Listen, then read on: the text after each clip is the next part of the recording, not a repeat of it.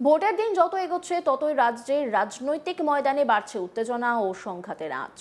বিজেপির নির্বাচনী মিছিল ও প্রচার কর্মসূচিতে যোগ দিতে যাওয়া কর্মীদের উপর পরিকল্পিতভাবে হামলা চালানো হয়েছে। অভিযোগ এমনটাই। বিজেপির দাবি, এই হামলার পিছনে তৃণমূল সমর্থিত দুষ্কৃতীদের হাত রয়েছে, যারা আচমকাই তাদের কর্মীদের লক্ষ্য করে আক্রমণ চালায় এবং একাধিক কর্মীকে মারধর করে আহত করে। ঘটনার পরে পরিস্থিতি দ্রুত উত্তপ্ত হয়ে ওঠে।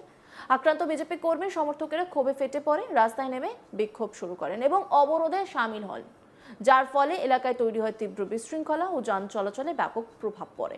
ঘটনাস্থলে পরে উপস্থিত হন বিজেপির প্রার্থীরা। তিনি এই হামলাকে ভোটের গণতান্ত্রিক পরিবেশকে সন্ত্রাসের মাধ্যমে প্রভাবিত করার চেষ্টা বলে তীব্র অভিযোগ তোলেন। অন্যদিকে এই ঘটনার জেরে রাজনৈতিক মহলে শুরু হয়েছে তীব্র চাপানোতর। বিজেপির তরফে সরাসরি তৃণমূলের বিরুদ্ধে অভিযোগ তোলা হলেও শাসক শিবির পাল্টা অবস্থান নিচ্ছে বলে জানা যাচ্ছে। ভোটের মুখে এই ধরনের সংঘর্ষ ও পাল্টা অভিযোগের আবহে রাজ্যের রাজনৈতিক পরিস্থিতি ক্রমেই আরো অনিশ্চিত ও উত্তপ্ত হয়ে উঠছে, যার প্রভাব সরাসরি পড়ছে সাধারণ মানুষের দৈনন্দিন জীবনেও।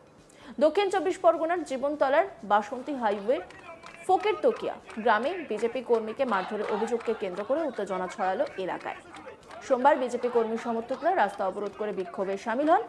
এই বিক্ষোভে উপস্থিত ছিলেন ক্যানিং পূর্ব বিধানসভার বিজেপি প্রার্থী অসীম সাপুই সহ অন্যান্য নেতৃত্বরা। লুট করেছিল এই গুন্ডা হোসেন শেখ। বিজেপি জিন্দাবাদ, জিন্দাবাদ, জিন্দাবাদ। এক্সট্রামিনেশন রাস হাই হাই, সকল মোল্লার গুন্ডা বাহিনী হাই হাই। বিজেপির অভিযোগ, তাদের একটি মিছিলে যোগ দিতে কর্মীরা যাচ্ছিলেন, সেই সময় তৃণমূল আশ্রিত দুষ্কৃতীরা তাদের উপর হামলা চালায় এবং একাধিক কর্মীকে মারধর করা হয়। এই ঘটনায় আক্রান্ত বিজেপি নেতা হরেন্দ্রনাথ হালদার কি বলছেন শুনবো। আমি যাচ্ছিলাম, 4-5 জন আমাকে মারলো, মেরে ধরে আমার গাড়ির সামনে আমাকে পুকুরে ফেলে দিয়ে। গাড়ি কোথায় আছে? গাড়ি কোথায় আছে? গাড়ি ওই পুকুরে করে আমি দাঁড় করে কোন জায়গায় ঘটনাটা ঘটেছে? সরবেটে ছেড়ে একটুখানি আগে। যারা মারলো তারা কোন রাজনৈতিক দলের সাথে যুক্ত আছে? টিএমসির লোক। কেন আপনাকে মারলো কেন? কারণ আমি বিজেপি করে বলে ওই জন্য। আপনি কি মিছিলে আসছিলেন? হ্যাঁ, মিছিলে আসছিলাম, ওই জন্য আমাকে ধরে মারধর করে। বিজেপি জিন্দাবাদ, জিন্দাবাদ, জিন্দাবাদ। এক্সট্রামিনেশন রাস হাই হাই। বিজেপি প্রার্থী অসীম সাপুই অপরাধীদের দ্রুত গ্রেপ্তারের দাবিতে সরব হয়েছেন। কি বলছেন তিনি, শোনাব আপনাদের। আমরা আজকে মঠের দিকে কালিকাতলা র্যালি করার জন্য এখানে এসেছিলাম। আমাদের কার্যকর্তারা এখানে জড়ো হচ্ছিল, তার মধ্যে হরেন্দ্রনাথ হালদারকে তৃণমূলের দুষ্কৃতী তাকে মারধর করে এবং তার ধরে জলে ফেলে দেওয়া হয়। সে আপাতত মরণাপন্ন অবস্থায়, এক্ষুনি দেখলেন আপনার সামনেই হসপিটালাইজ করা হলো। তার জন্যে আমরা এখানকার যে দুষ্কৃতী এবং এখানকার ওসি এর জন্য সম্পূর্ণভাবে দায়ী। কারণ তিনি মাত্র এই এত সেন্সিটিভ জোন হওয়ার পরেও 4 জন মাত্র পুলিশ ফোর্স দিয়ে আমাদের এই র্যালি করাচ্ছিলেন এবং তার ফলস্বরূপ আমাদের কার্যকর্তার এরকমভাবে আঘাত প্রাপ্ত হচ্ছে। এখন আপনারা কি চাইছেন? আমরা চাইছি যে ইমিডিয়েটলি যে লোক আছে তৃণমূলের তারা অ্যারেস্ট হোক এবং ওসি দিগন্ত মণ্ডল জীবনতলা এখান থেকে অবসর। পুলিশ প্রশাসন এলো, আপনাদের সঙ্গে কথা বললো, কি বললো? 24 ঘন্টার মধ্যে অ্যারেস্ট হবেন এবং দিগন্ত বাবুকে আমরা আর এই থানাতে দেখতে চাই না।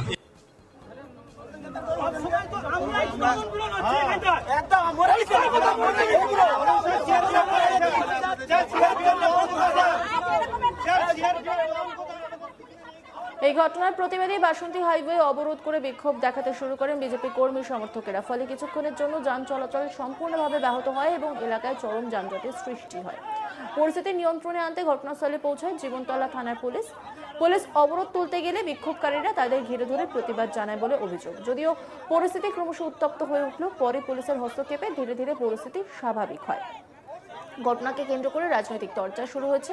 বিজেপি নেতৃত্ব এই ঘটনার তীব্র নিন্দা করেছে এবং দোষীদের দ্রুত গ্রেপ্তারের দাবি জানিয়েছে। যদিও এই অভিযোগ অস্বীকার করেছে তৃণমূল নেতৃত্ব। পুরো ঘটনাকে ঘিরে এলাকায় এখনো চাপা উত্তেজনা রয়েছে।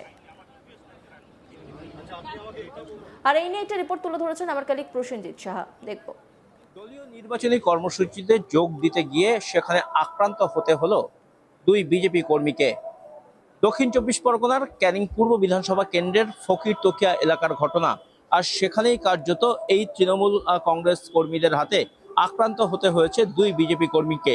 তারা গুরুতর জখম হয়েছেন এবং তাদের সেই আক্রমণের পর এলাকার বিজেপি কর্মীরা স্থানীয় বিজেপি প্রার্থী অসীম সাপুয়ের নেতৃত্বে রাস্তা অবরোধ করে বিক্ষোভ দেখান। বাসন্তী রাজ্য সড়ক অবরোধ করে বিক্ষোভ দেখানো হয় এবং তারপর পুলিশ সেখানে এলে পুলিশের সাথে বচসা হয় দীর্ঘক্ষণ এবং অবশেষে পুলিশ সেই বিক্ষোভ হটিয়ে দেয়।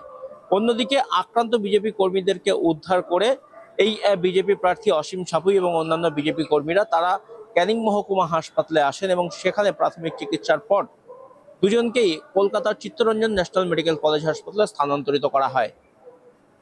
বিজেপির অভিযোগ, ক্যানিং পূর্ব বিধানসভা কেন্দ্রে সেখানে কোনোভাবেই প্রচার তারা করতে পারছেন না। বিভিন্ন জায়গায় তাদেরকে প্রচারে বাধা দেওয়া হচ্ছে এবং এদিন নির্বাচনী যে কর্মসূচি ছিল সেই কর্মসূচিতে যোগ দিতে যখন দুই বিজেপি কর্মী আসছিলেন তখন রাস্তায় তাদেরকে আটকানো হয় এবং তাদেরকে বেধড়ক মারধর করা হয়। দুজনেই গুরুতর অসুস্থ হয়েছেন এবং এই ঘটনার পর জীবনতলার ফকির তকিয়া গ্রামে সেখানে কার্যত এই ঘটনা ঘটে এবং তারপরেই অসীম সাপুই, যিনি কিনা এই এলাকার বিজেপি প্রার্থী, ক্যানিং পূর্ব বিধানসভার বিজেপি প্রার্থী, তার নেতৃত্বে অন্যান্য বিজেপি কর্মীরা তারা রাস্তায় বসে পড়ে অবরোধ পালন করেন। তাদের দাবি যে অবিলম্বে দোষীদেরকে গ্রেপ্তার করতে হবে। পুলিশ প্রশাসনের মদতেই কার্যত শাসক দলের নেতা কর্মীরা বিজেপি কর্মীদেরকে আটকাচ্ছেন, তাদের উপর হামলা চালাচ্ছেন, নানাভাবে তাদেরকে হেনস্থা করা হচ্ছে, এমনটাও দাবি বিজেপির। সব মিলিয়ে গোটা ঘটনাকে কেন্দ্র করে এলাকায় যথেষ্ট উত্তেজনা ছড়ায়। জীবনতলা থানার পুলিশ এই অবরোধকারী বিক্ষোভকারী যারা কিনা বিজেপি কর্মীরা যারা কিনা এই বাসন্তী রাজ্য সড়ক অবরোধ করে বিক্ষোভ দেখাচ্ছিলেন তাদেরকে সেখান থেকে হটিয়ে দেওয়ার চেষ্টা করেন, কিন্তু সেখান থেকে হটিয়ে দিতে গেলে পুলিশের সাথে দীর্ঘক্ষণ বচসা হয়। অবশেষে দোষীদেরকে গ্রেপ্তারের আশ্বাস দিলে তবেই কিন্তু সেখান থেকে বিক্ষোভ ওঠে এবং তারপর যারা জখম হয়েছিলেন সেই দুই বিজেপি কর্মীকে নিয়ে ক্যানিং মহকুমা হাসপাতালে আসেন বিজেপির প্রার্থী অসীম সাপুই এবং ক্যানিং মহকুমা হাসপাতালে ভর্তি করা হয় চিকিৎসার জন্য। সেখানে প্রাথমিক চিকিৎসার পর তাদের অবস্থার অবনতি হয়, তাদের দুজনকেই কলকাতায় স্থানান্তরিত করা হয়েছে এবং এই ঘটনাকে কেন্দ্র করে এলাকায় এখনো যথেষ্ট উত্তেজনা রয়েছে। যদিও বিজেপির এই অভিযোগ কার্যত মানতে নারাজ তৃণমূল কংগ্রেস। তাদের দাবি এই ঘটনার পেছনে তৃণমূল কংগ্রেসের কোনো হাত নেই, তৃণমূল কংগ্রেস জড়িত নয় বলে কিন্তু তারা দাবি করেছেন।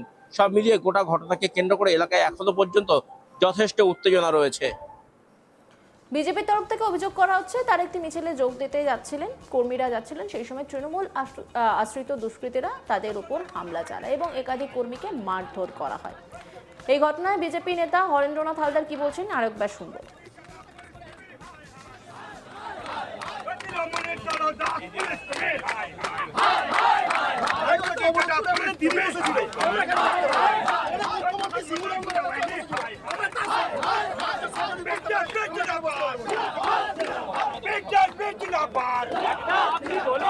আমি যাচ্ছিলাম, 4-5 জন আমাকে মারলো, মেরে ধরে আমার গাড়ির সামনে আমাকে পুড়ে ফেলে দিয়ে। গাড়ি কোথায় আছে? গাড়ি কোথায় আছে? গাড়ি ওই পুড়ে করে দাম দাঁড় করে কোন জায়গায় ঘটনাটা ঘটেছে? সয়পেটে ছেড়ে একটুখানি আগে। যারা মারলো তারা কোন রাজনৈতিক দলের সাথে যুক্ত আছে? টিএমসির লোক।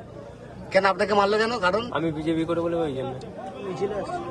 আপনি কি মিছিলে আসছিলেন? হ্যাঁ, মিছিলে আসছিলাম, ওই জন্য আমাকে ধরে মারধর করে। অন্যান্য খবরের আপডেটের জন্য অবশ্যই নজর রাখুন আজ তাক বাংলার ইউটিউব স্ট্রিমিংয়ে। লাইক, কমেন্ট, শেয়ার এবং সাবস্ক্রাইব করতে ভুলবেন না।